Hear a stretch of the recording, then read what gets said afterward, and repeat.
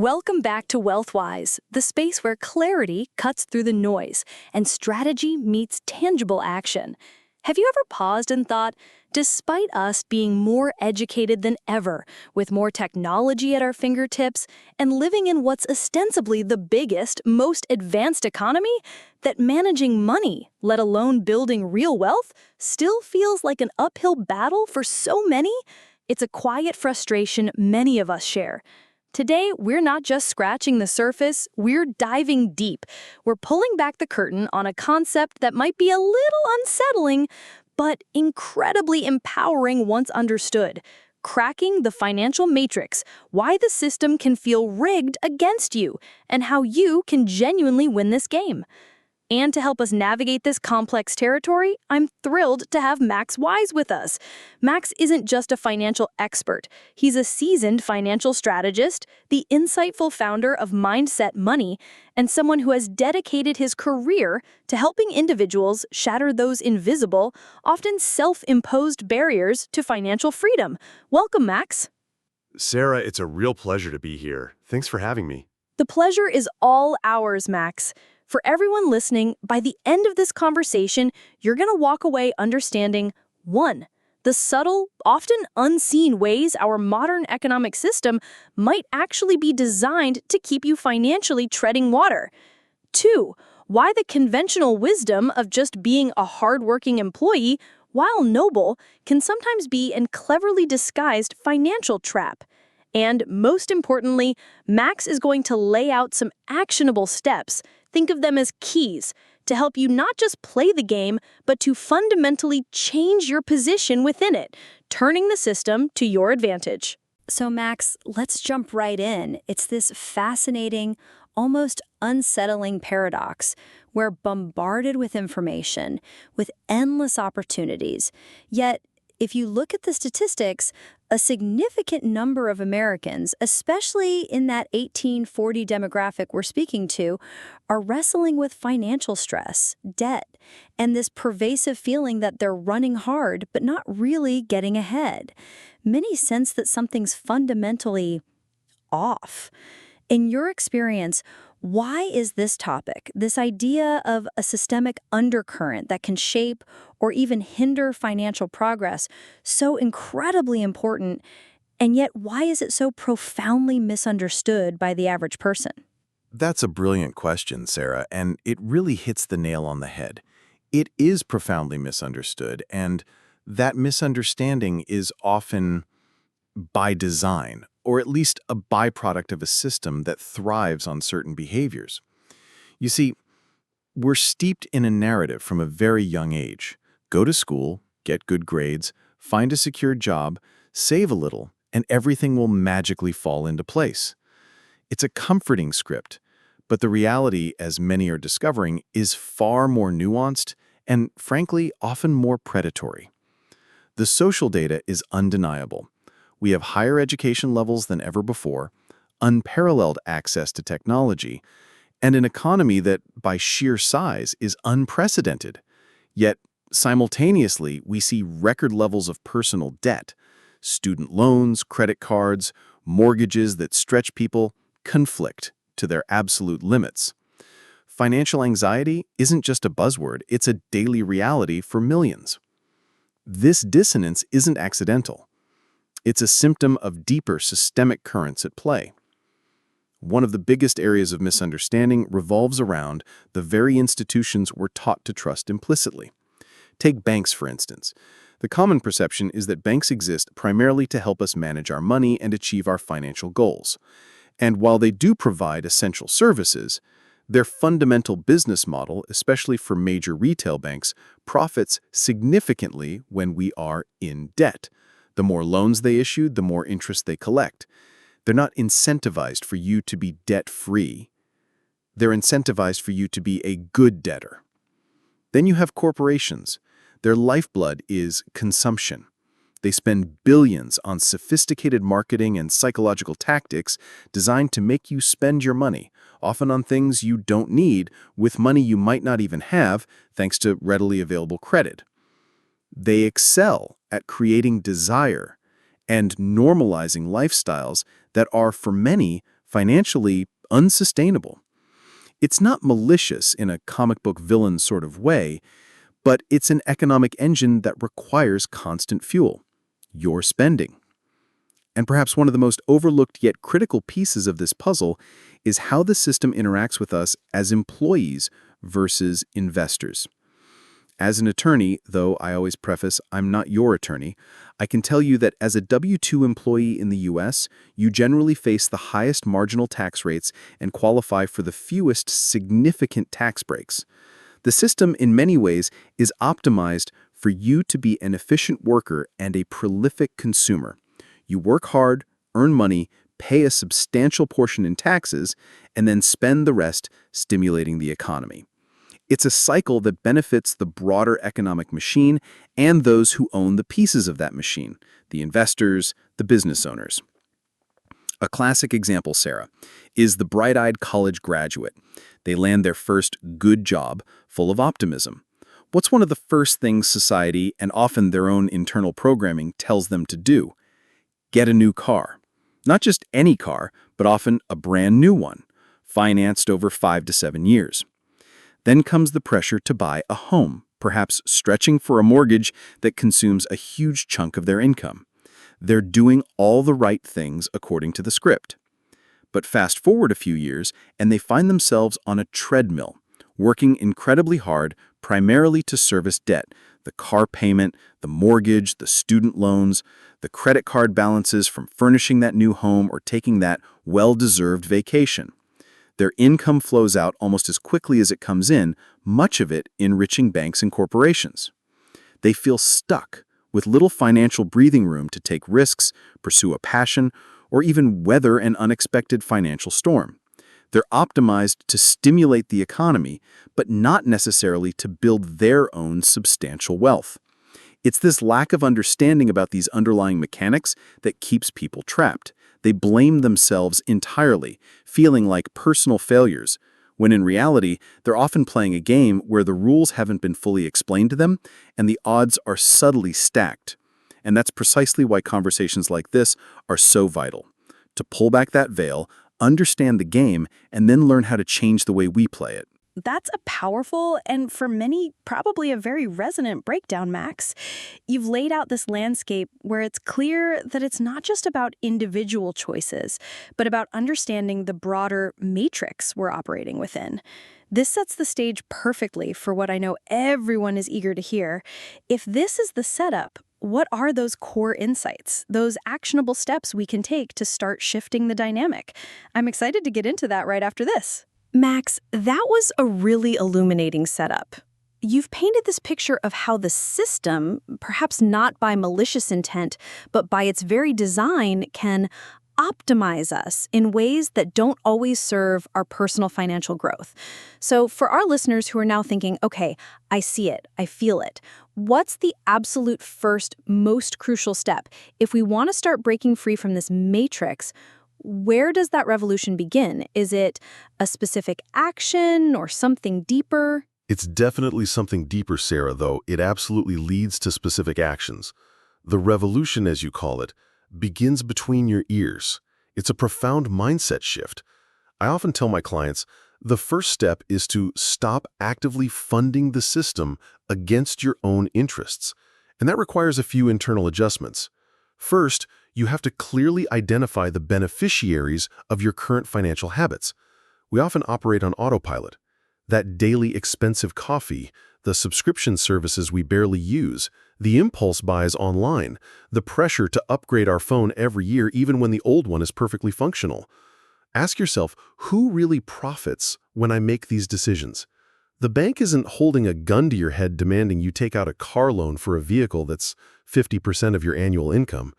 Gucci isn't forcing that scarf into your hands if you can't truly afford it. These entities are brilliant at creating desire and making access to debt easy. But ultimately, we are the ones who sign on the dotted line, who click Buy Now. Every impulsive or unexamined financial decision, especially those involving debt or excessive consumption, is actively making someone else richer, often at our long-term expense. Recognizing this isn't about villainizing these companies. It's about reclaiming your own agency in the transaction. It's a shift from passive participant to conscious decision maker.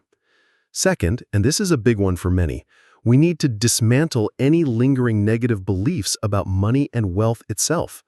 If, deep down, you harbor thoughts like rich people are inherently greedy, money is the root of all evil, or wanting more money is selfish, you will subconsciously sabotage your own efforts to build wealth. Why would you strive for something you believe is bad or makes people bad? The truth is, money is a tool. It's an amplifier. It can amplify good, it can amplify irresponsibility. The goal isn't to hoard money for its own sake, but to build wealth as a means to achieve freedom, security, impact, and the ability to live life on your own terms ethically and responsibly. You have to genuinely believe that you are worthy of wealth and that you can build it. This isn't about blind optimism. It's about cultivating an abundance mindset that sees wealth creation as a positive-sum game, where you can create value for others and be rewarded for it. And third, and perhaps the most challenging for many, is to completely abandon the blame game and take radical personal responsibility. It's incredibly easy to point fingers. The banks are predatory, corporations manipulate us, the government doesn't do enough. And look, there are valid criticisms to be made about systemic issues, as we've discussed. But constantly dwelling in blame, even if justified, keeps you in a victim posture. It disempowers you. The moment you say, okay, these are the realities of the system, but my financial future is my responsibility, that's when the power shifts.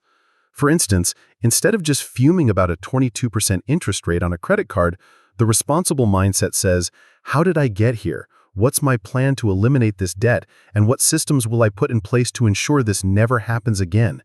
It's about focusing your energy on what you can control: your learning, your earning, your spending, your saving, and your investing.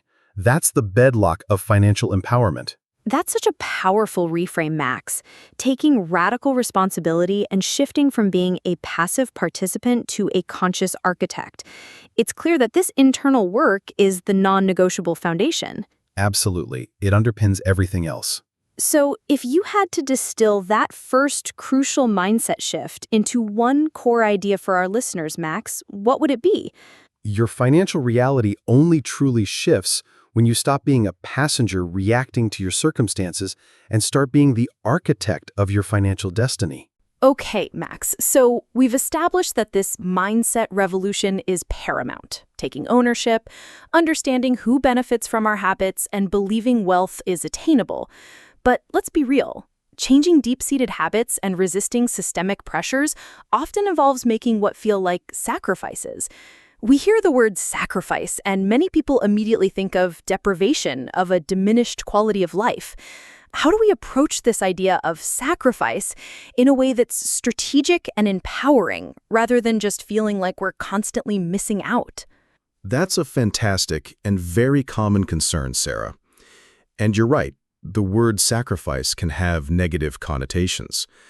That's why I emphasize strategic sacrifices, not just mindless austerity or deprivation for its own sake. It's about making conscious, often temporary trade-offs to achieve a much larger, more meaningful long-term gain. It's about delaying gratification intelligently. One of the biggest areas where this comes into play is in exposing and consciously rejecting the fake affluence lifestyle. We live in an Instagram-filtered world where many people are more focused on looking rich than on actually building wealth. And the single biggest trap here, as I often see with young professionals, is the allure of the expensive financed car.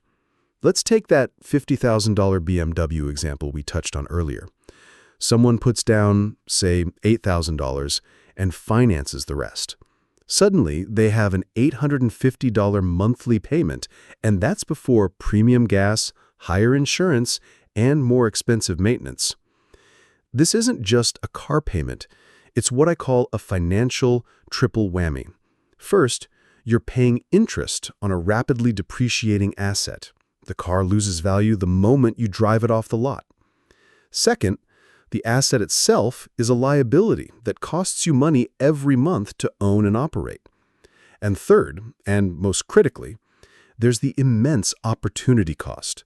What could that $850 per month, plus the initial down payment, be doing for you if it were invested instead of being siphoned off by a car payment? So the decisive, strategic action here might be tough, but incredibly powerful. Sell that expensive financed car. Take that $8,000 you might have used as a down payment, or what you get back from selling it, and buy a reliable, used car, a Toyota Corolla, a Honda Civic, with cash. It might not have all the bells and whistles, it might have a few dings, but it gets you from A to B. Suddenly that $850 monthly payment is back in your pocket. That's not deprivation, that's reclaiming nearly $10,000 a year.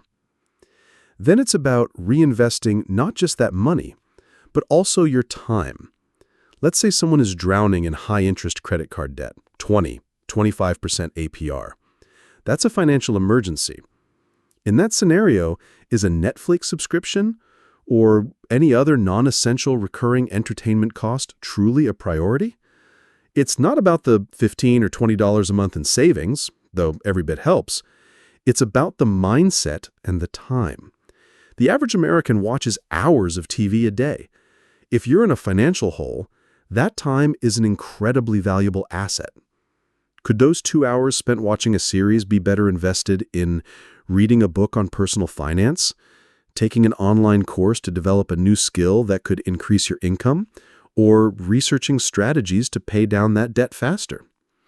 Don't allow yourself to feel comfortable with passive entertainment when your financial health is actively being eroded by high-interest debt. It's about aligning your daily actions with your long-term financial goals. I had a client, a young engineer, who bought a brand new SUV right out of college. He loved it, but the payments were crippling his ability to save or invest. After a few tough conversations, he sold the SUV, bought a much older but still reliable sedan for cash, and started investing that $600 difference each month into a simple S&P 500 ETF. He admitted the first few months felt like a step back socially. But 2 years later, he was debt-free, except for his student loans, which he was aggressively paying down, had a growing investment portfolio, and, more importantly, a sense of control and peace of mind he'd never had with the flashy SUV. That's a strategic sacrifice leading to a massive win. That story really brings it home. It's not about never enjoying things, but about being incredibly intentional about where your resources, both time and money, are going, especially when you're in a building phase or tackling debt. Exactly. It's about conscious trade-offs for a bigger future. Max, what's a concise takeaway for making those tough but necessary choices? Don't own Gucci if you don't own stock. Don't wear a Rolex if you don't have cash flow. Real assets and financial stability must always precede luxury items. Max, this is flowing so logically. We've talked about the mindset shift, then making those strategic sacrifices to free up cash flow. Now, you have this reclaimed money, that $850 a month from the car example, or whatever it might be. What is the next pivotal step to not just save money, but to actively start winning the game and making the system work for you instead of against you? This, Sarah, is where the real magic begins to happen. This is the inflection point. The decisive step is to fundamentally transform your identity from being primarily a consumer and an employee to becoming an owner and an investor. This is how you stop being just a cog in the economic machine and start leveraging the machine for your own benefit. First, it's crucial to understand the rules of the game, especially concerning taxes. And I'll preface this by saying tax laws are complex and vary, and everyone should consult with a qualified professional for their specific situation. However, generally speaking, the tax system in many Western economies, including the US, tends to incentivize certain behaviors. Being an employee, you earn income, and it's taxed, often at higher marginal rates. But when you become an investor, when you own assets like stocks, real estate, or a piece of a business, you often gain access to different, potentially more favorable tax treatments. Think about long-term capital gains rates versus ordinary income rates. Think about deductions available to real estate investors or business owners that simply aren't available to most W-2 employees. The system often rewards capital formation and risk-taking. Understanding this doesn't mean you try to evade taxes. It means you learn to navigate the system intelligently and legally to your advantage. Second, and this is the powerhouse, you unleash the incredible power of compound growth. Let's revisit that $850 per month we hypothetically freed up by ditching the expensive car payment. If you were to invest that $850 consistently every month, and let's assume you achieve an average historical market return, say around 8 to 10% per year, which is in line with long-term S&P 500 averages, the numbers become astounding over time. After 25 years, that consistent $850 monthly investment could grow to over $770,000 at 8%, or even upwards of $1.1 million at 10%. Extend that to 35 years, and you're potentially looking at $1.7 million to over $3 million. Now, compare that to the BMW, which after 10 years is worth a fraction of its purchase price, and after 25 years is likely worthless, having cost you tens of thousands in payments and upkeep. One path drains your wealth. The other builds it exponentially. It's the choice between a depreciating liability that constantly demands your money versus an appreciating asset that over time can start working for you. And for those listening who think investing sounds complicated, I don't know how to pick stocks. The good news is it doesn't have to be complex to get started. You don't need to be Warren Buffett. There are incredibly accessible tools for beginners. Think about broad market exchange-traded funds, or ETFs. An ETF like VTI aims to track the performance of the entire U.S. stock market. An ETF like SPY tracks the S&P 500, which represents the 500 largest U.S. companies. By buying shares in one of these ETFs, you instantly own a tiny piece of hundreds or even thousands of companies. This gives you diversification, which helps manage risk. You're not betting on a single company, you're betting on the long-term growth and innovation of the broader economy. Yes, markets go up and down. There will be recessions and corrections. That's normal. But historically, over long periods, these broad market indexes have trended upwards. The key is consistency, a long-term mindset, and understanding that when markets dip, if you're investing in solid, diversified assets, those dips can actually be buying opportunities. You get to buy more shares on sale. I always tell people, instead of trying to beat the market, which very few professionals consistently do, focus on being in the market consistently over time. Dollar cost averaging, investing a fixed amount regularly, regardless of market highs or lows, is a simple yet powerful strategy for the average investor. That really demystifies investing for a lot of people, Max. The idea that you can participate in the growth of the entire economy through something as accessible as an ETF is empowering. It shifts the narrative from investing being some exclusive club to something anyone can start doing. Precisely. The barriers to entry are lower than they've ever been. So, the core message for this stage of activating your wealth engine. The system profits from you when you're just a consumer. You profit from the system when you become an investor. Choose your side wisely. Max, this is all incredibly actionable. We've covered the mindset, strategic sacrifices, and the crucial shift to becoming an investor. But a question I anticipate from many listeners, especially those just starting out or feeling financially squeezed, is investing sounds great, but even after cutting back, I just don't have a lot of surplus cash to make a significant impact. This brings us to the other side of the equation, increasing income.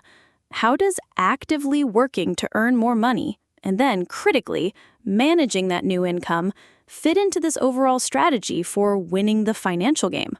That's the perfect bridge, Sarah, because you're absolutely right. While optimizing expenses and investing wisely are critical, there's a limit to how much you can cut. But theoretically, there's no limit to how much you can earn.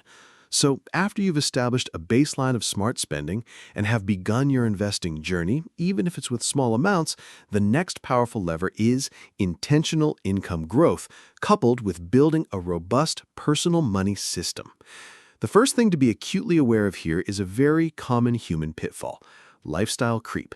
This is when, as your income increases, your spending almost unconsciously rises to meet it or even exceed it. You get a raise, so you upgrade your apartment. You get a bonus, so you buy a more expensive car or take a fancier vacation. Before you know it, you're earning significantly more, but you're not actually building more wealth or achieving financial independence any faster. Your net worth stagnates or inches up very slowly because all that extra income is being consumed. This is why having a system is non-negotiable before you even start significantly increasing your income, or at the very least, implementing it concurrently. One simple but effective framework I teach is the 75-15-10 rule, or a variation of it. For every dollar that comes in from this point forward, a maximum of 75 cents is allocated for all your spending, needs, and wants.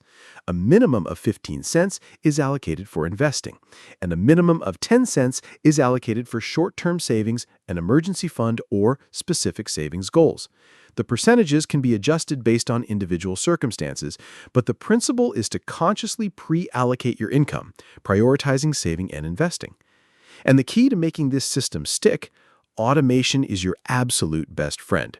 Set up separate bank accounts, one for your core spending, one for your investment contributions, and one for your savings.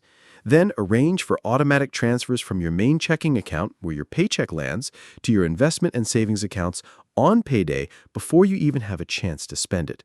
This makes your good financial intentions your default behavior. It takes willpower and emotion out of the equation. You're not deciding each month if you'll invest. You're deciding how much you've already invested. Now, with such a system in place, efforts to increase your income become incredibly powerful because a dedicated portion of that new income will automatically fuel your wealth-building engine. How do you earn more? The options are vast and very personal. For some, it might be asking for a raise or seeking a promotion in their current job. For others, it might mean upskilling or reskilling, getting a certification, a new degree, or mastering in-demand tech skills to pivot to a higher-paying career. Many people find success with side hustles: freelancing, consulting, driving for a rideshare, creating and selling online courses, or e-commerce. And for the more entrepreneurially minded, it could be starting their own business, which offers the highest potential reward, albeit often with higher risk and effort. The specific path isn't as important as identifying a viable option that aligns with your skills and interests and then committing focused time and energy to it. It rarely happens overnight, but consistent effort in income-generating activities almost always yields results over time. And this ties into what I consider a crucial ongoing fifth element, which is to continually invest in your financial knowledge and education. Your formal schooling might be over, but your financial education is a lifelong pursuit. Read books, listen to podcasts like this one, watch reputable financial educators on YouTube, consider courses on specific topics like stock analysis, real estate investing, or business development. The more you understand how money works, how different asset classes perform, how to analyze opportunities, and how to manage risk, the better decisions you'll make with both your current income and any additional income you generate. You start by consuming free quality content, and as you progress, you might decide to invest in more specialized research or coaching.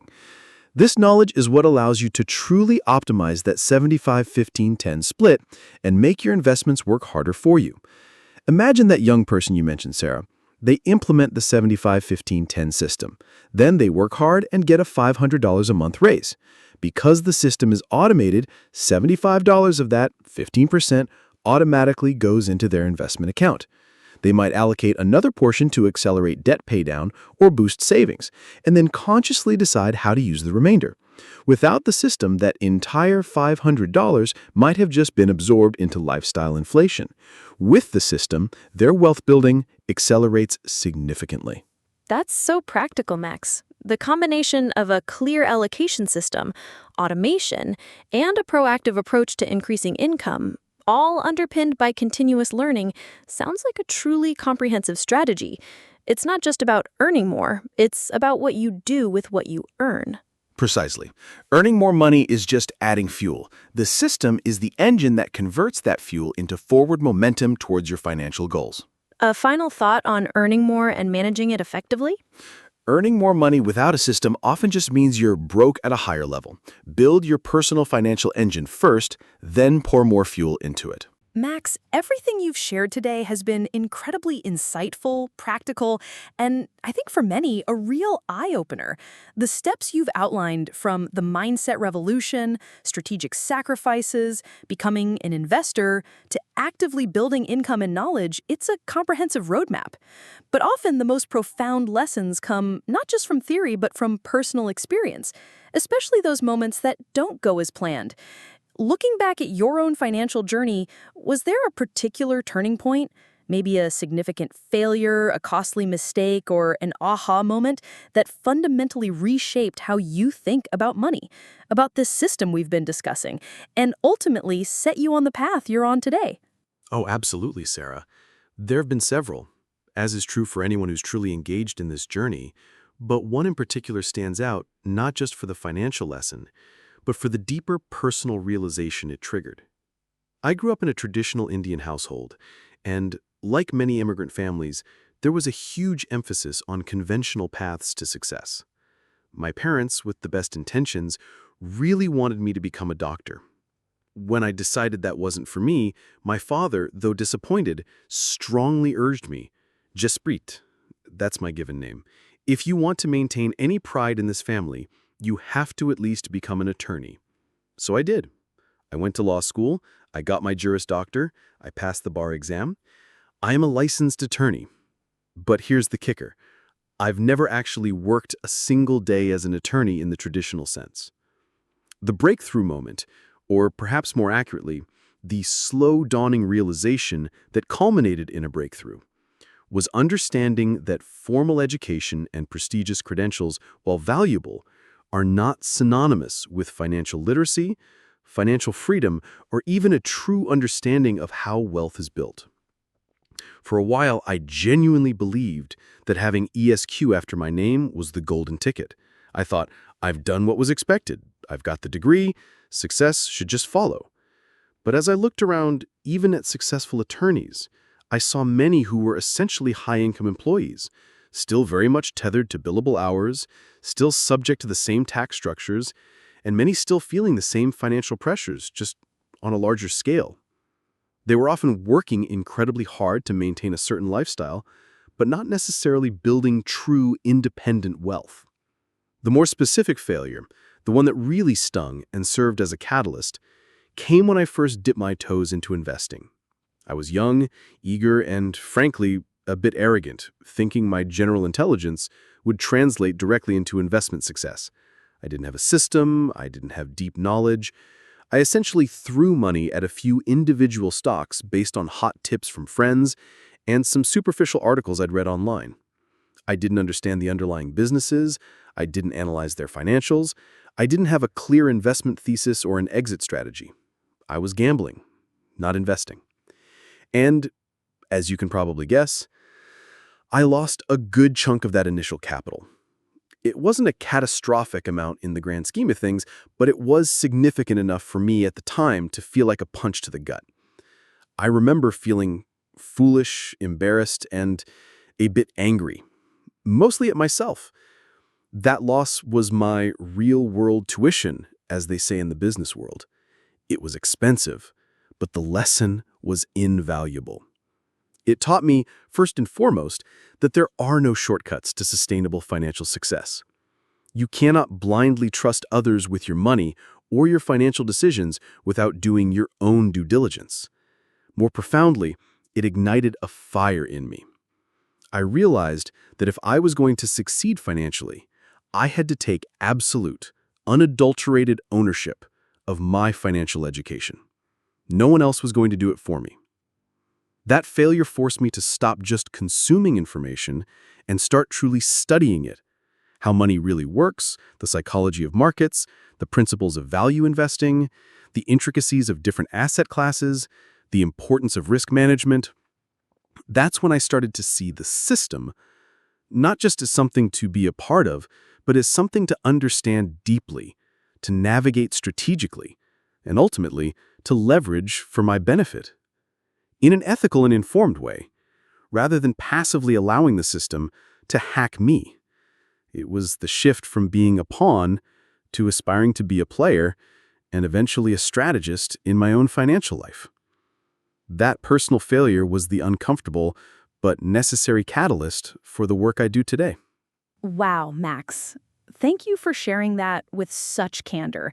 It's that real-world tuition, as you call it, that often provides the most indelible lessons. That transition from passively accepting a path to actively forging your own, fueled by a commitment to self-education, is incredibly powerful, and I'm sure resonates deeply with many of our listeners. That personal story is such a great illustration of the principles we've been discussing, Max. So, taking all this experience and your deep understanding of the financial landscape, let's cast our gaze forward. If you had to bet on one significant shift, one prevailing trend, or one emerging opportunity that you believe will define or significantly impact financial success for individuals in the next, say, 3 to 5 years, what would that be? Where should people be focusing their attention? That's a great question, Sarah, because the landscape is always evolving. If I had to pinpoint one overarching trend, I'd say it's the accelerated rise and increasing importance of informed financial self-sovereignty. Let me break down what I mean by that. It's not just about do-it-yourself investing, which has been around. It's a deeper, more empowered stance. 1.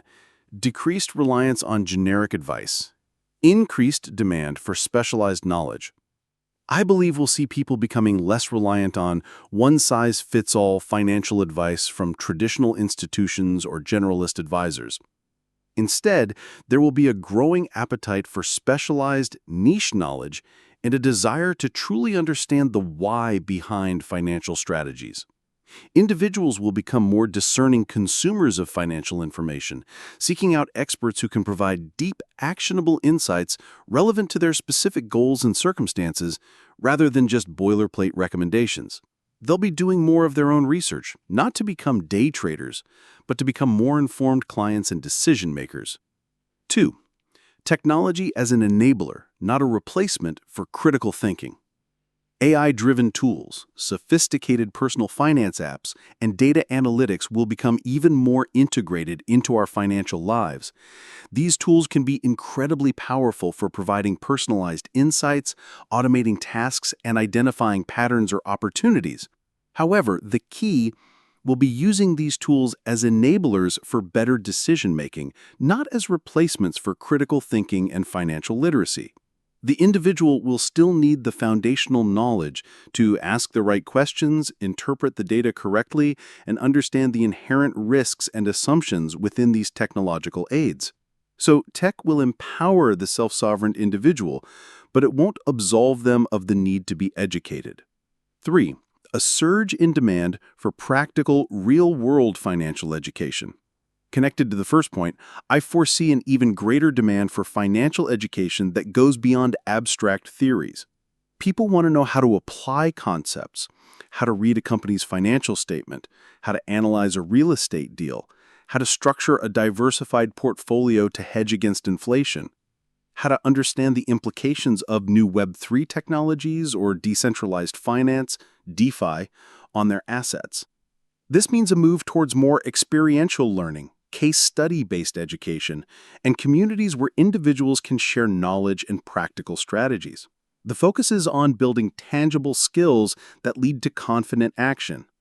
Essentially, Sarah, I believe financial success in the coming years will increasingly belong to those individuals who proactively take control of their financial destiny by becoming deeply informed, critically thinking, and strategically agile. They'll understand the rules of the game at a sophisticated level, leverage technology wisely, and continuously invest in their own financial acumen. It's about moving from being a passive recipient of financial products and advice to being an active, empowered architect of one's own financial future. The era of blindly outsourcing your financial well-being without understanding is, I believe drawing to a close for those who truly want to thrive. Informed financial self-sovereignty. I love that.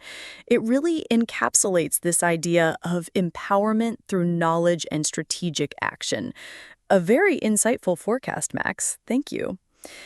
Max, this has been an absolutely phenomenal conversation, from understanding the subtle ways the system can work against us, to the revolutionary mindset shifts needed, the strategic sacrifices, the crucial transition to becoming an investor, building robust personal money systems, and now this forward look at informed self-sovereignty. You've given us so much actionable wisdom today. I genuinely believe our WealthWise listeners have gained not just new perspectives, but truly powerful tools to start transforming their financial lives starting today. Thank you so much for your generosity and your insights. The pleasure was all mine, Sarah. Thank you for facilitating such a great discussion. To everyone who tuned in, if today's episode of WealthWise resonated with you, if it sparked an idea or a new resolve, we'd love for you to do 3 simple things. First, share this episode with a friend, a family member, or a colleague, anyone you know who is on their own financial journey and could benefit from these insights. Let's spread this knowledge. Second, if you haven't already, please subscribe to WealthWise on your favorite podcast platform. That way, you won't miss out on our weekly deep dives designed to bring you clarity and strategy for your financial life. And finally, engage with us. Leave a comment, a review, or send us a message on our social channels. Let us know what your biggest takeaway was from today's conversation with Max, or what specific step you're inspired to take. We read every single one, and your feedback truly helps us shape future content. Remember, the journey to financial well-being is unique for each of us, but the principles of knowledge, strategy, and consistent action are universal. As we close out today, I want to leave you with this thought. Financial freedom isn't just a distant dream or something reserved for a select few. It's a direct result of the strategies you implement and the choices you make starting right now. Understand the game, define your terms, and then play it to win. Thank you for joining us on WealthWise. We'll see you next week.